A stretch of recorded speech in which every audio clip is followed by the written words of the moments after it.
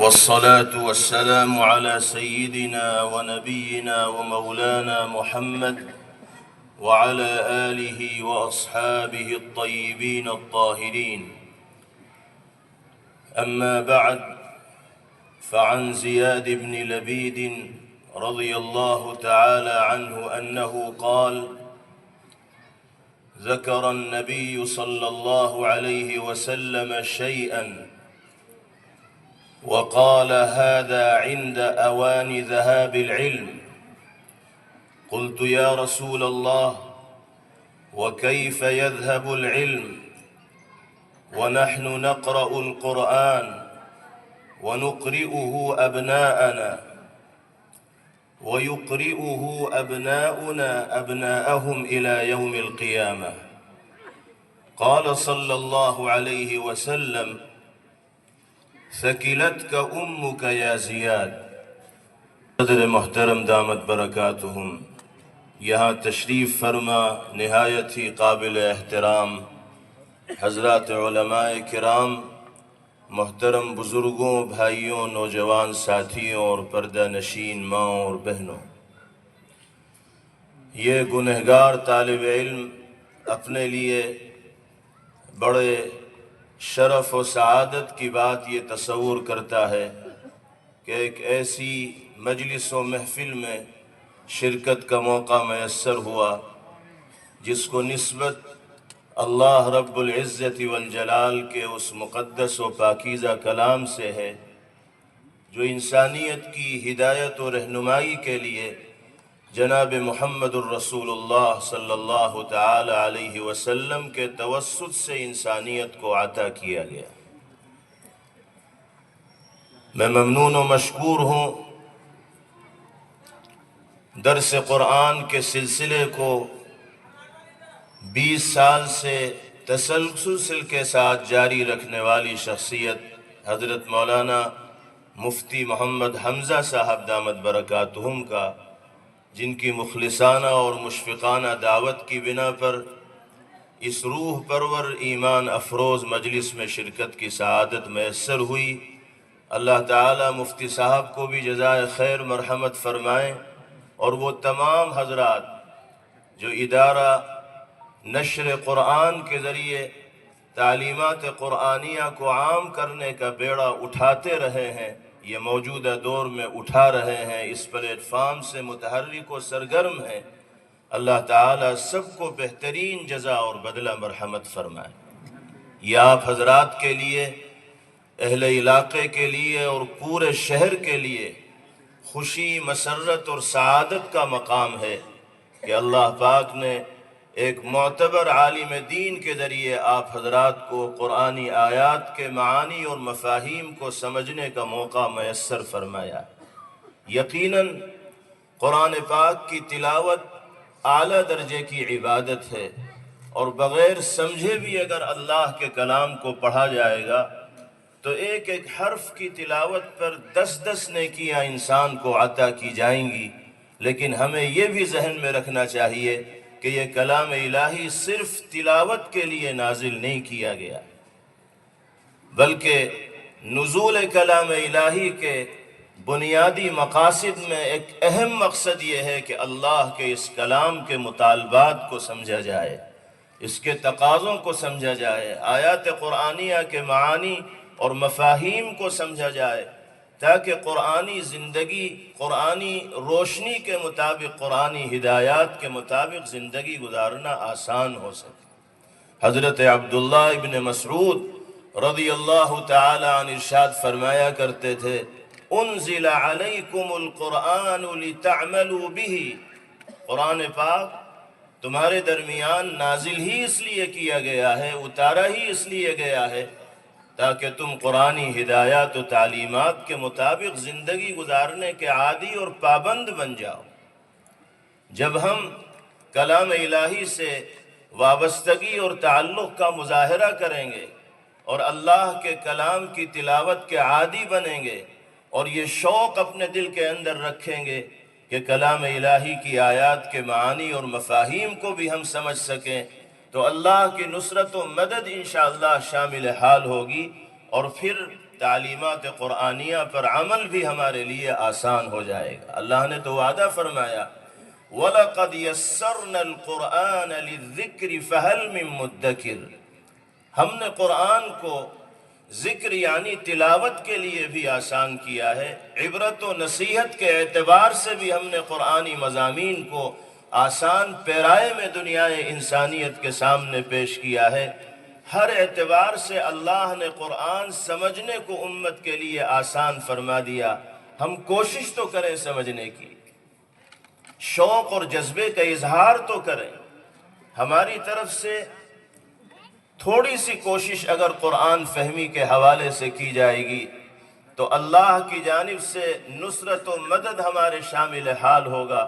اور قرآن مقدس کو سمجھنا ہمارے لیے آسان ہوگا، اور پھر اس کے تقاضوں پر عمل کرتے ہوئے زندگی گزارنا ہمارے لیے ممکن ہو جائے گا۔ حضرت زیاد ابن لبید رضی اللہ تعالی عنہ ارشاد فرماتے ہیں کہ نبی کریم علیہ السلام نے ایک موقع پر دنیا میں رونما ہونے والے مختلف فتنوں کا اور حالات کا تذکرہ فرمایا۔ حضرات صحابہ رضوان اللہ علیہ مجمعین نے آپ کی زبان مبارک سے وہ حالات سنے تو کچھ دہشت زدہ سے ہو گئے،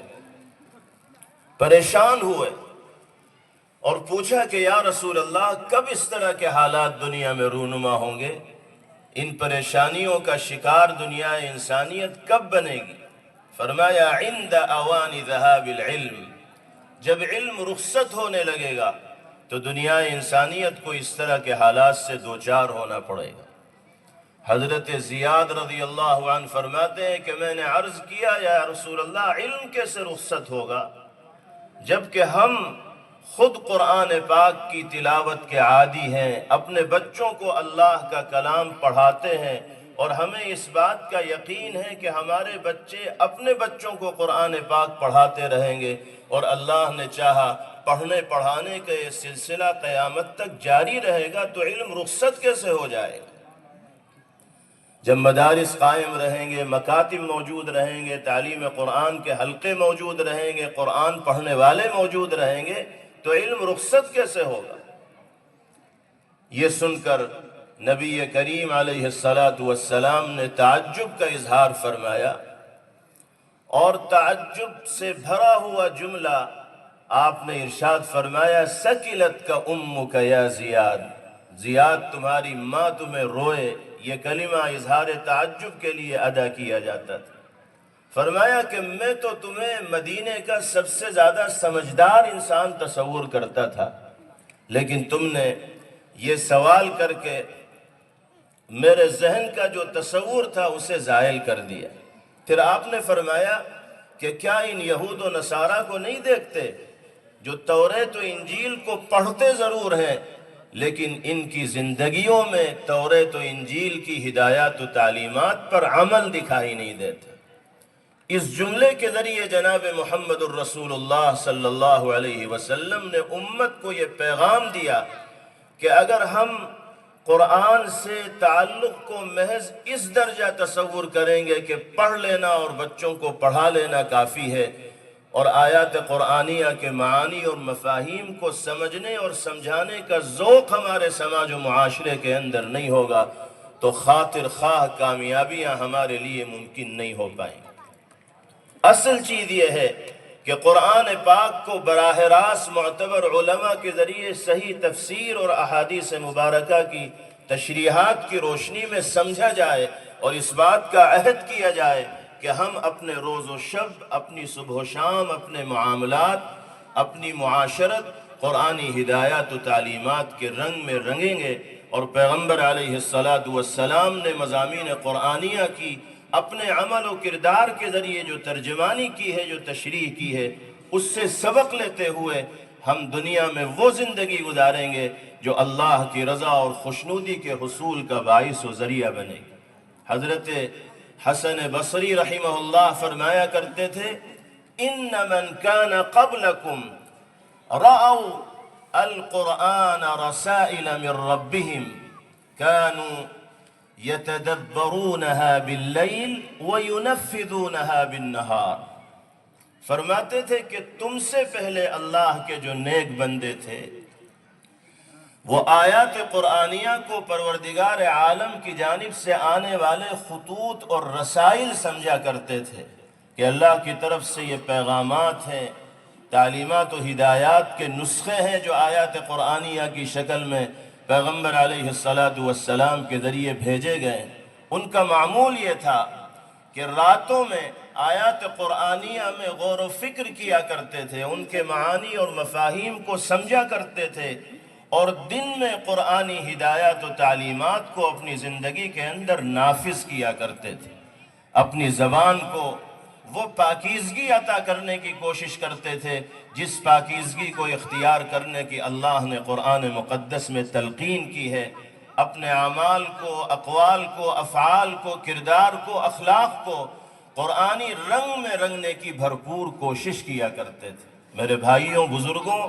درس قرآن کی یہ محفلیں اور مجلسیں اسی مقصد کے لیے منعقد کی جاتی ہیں کہ ہمارا اور آپ کا رشتہ، ہماری نسلوں کا رشتہ قرآن پاک سے مضبوط و مستحکم ہو سکے، ہم قرآن کریم کی آیات کے معانی اور مفاہیم کو سمجھ سکیں تاکہ اس کے تقاضوں پر عمل کرنا آسان ہو۔ یاد رکھیے، دنیا اور آخرت میں عزت و شرافت اگر انسان کا مقدر بنے گی تو اللہ کے کلام سے وابستہ ہونے کے صدقے میں اور پیغمبر علیہ السلام کی ہدایات و تعلیمات پر عمل کرنے کی برکت ہی سے یہ عزت و شرف انسان کو نصیب ہو سکتا ہے۔ قرآن کریم کا تعارف کرتے ہوئے جناب رسول اللہ صلی اللہ علیہ وسلم نے ایک موقع پر ارشاد فرمایا تھا، فیہ نبأ ما قبلکم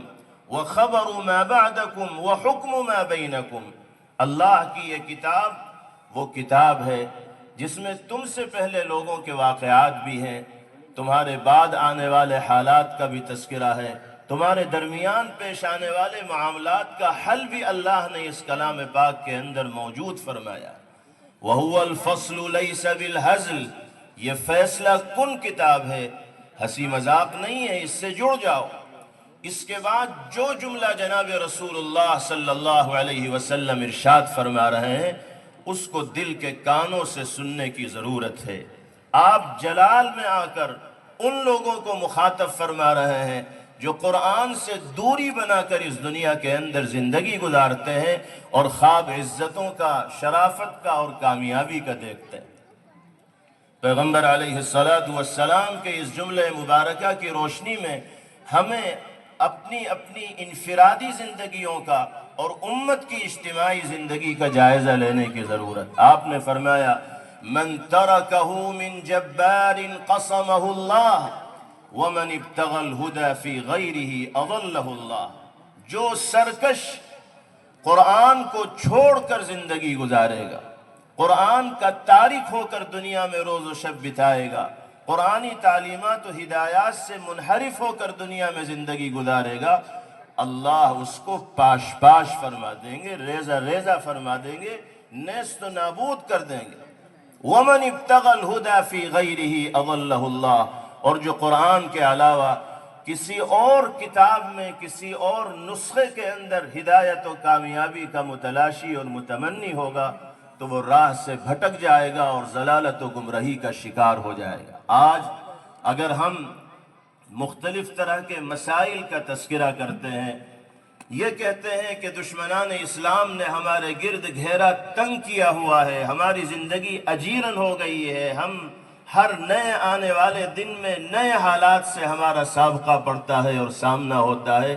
اس میں جہاں دشمنان اسلام کی ریشہ دوانیوں کا اور سازشوں کا دخل ہے، وہیں بہت بڑا دخل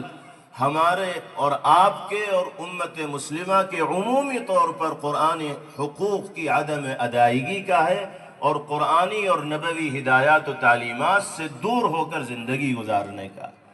ہم نہ خود قرآن پڑھیں، نہ اپنے بچوں کو پڑھائیں، نہ خود قرآن سمجھیں، نہ بچوں کو سمجھانے کی کوشش کریں، اور خواب دیکھیں دنیا میں حکومت کرنے کا،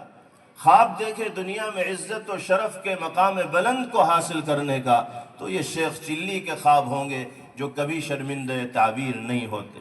اگر ہمیں خود بھی کامیابی تک پہنچنا ہے اپنی نسلوں کو بھی کامیابی کی منازل تک پہنچانا ہے تو قرآن کے رنگ میں رنگ کر میرے بھائیوں دنیا میں زندگی گزارنی ہوگی۔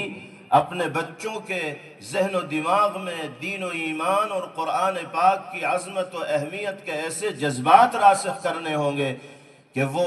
ہر طرح کی قربانیاں جھیل لیں، برداشت کر لیں، لیکن دین سے اور قرآن پاک کی محبت سے غافل ہو کر زندگی گزارنا وہ اپنے لیے کبھی گوارا اور برداشت نہ کرے۔ یہ ماحول ہم اپنے گھرانے میں اسی وقت پیدا کر سکتے ہیں جب قرآن کی تلاوت کا ذوق ہمارے اندر پایا جاتا ہو اور آیات قرآنیہ کے معانی اور مفاہیم کو عام کرنے کا اور اس کے تقاضوں پر عمل کرنے کا جذبہ ہمارے اندر پایا جاتا ہو۔ مقام شکر ہے کہ اللہ نے آپ کو اس شہر و علاقے میں دروس قرآن کی وہ محفلیں میسر فرمائی ہیں جن سے استفادہ کر کے ہم اپنی علمی تشنگی اور پیاس کو بجھا سکتے ہیں، قرآنی آیات کو سمجھ سکتے ہیں، شوق کا مظاہرہ ہوگا تو اللہ کی طرف سے نصرت و مدد ہمارے شامل حال ہوگی اور انشاءاللہ عمل کرنا بھی ہمارے لیے ممکن و آسان ہوگا۔ پیغمبر علیہ السلام فرماتے ہیں شرفاء امتی حملت القرآن، میری امت کے جو شرفاء ہیں، عزت کے مقام پر بٹھائے جانے کے لائق ہیں، یہ وہی خوش نصیب لوگ ہیں جو حامل قرآن بن کر دنیا میں زندگی گزارنے والے ہیں، یعنی قرآن پڑھنے والے ہیں، پڑھانے والے ہیں، سمجھنے والے ہیں، سمجھانے والے ہیں، قرآنی ہدایات و تعلیمات پر عمل کرنے والے ہیں۔ اللہ تعالی ہم سب کو قرآن مقدس سے سچی اور حقیقی وابستگی نصیب فرمائیں، اور آج کی اس مبارک مجلس میں شرکت کو باری تعالی ہم سب کے لیے اپنی زندگیوں میں دینی انقلاب کے پیدا ہونے کا باعث و ذریعہ بنائیں۔ وآخر دعوانا ان الحمد للہ رب العالمین۔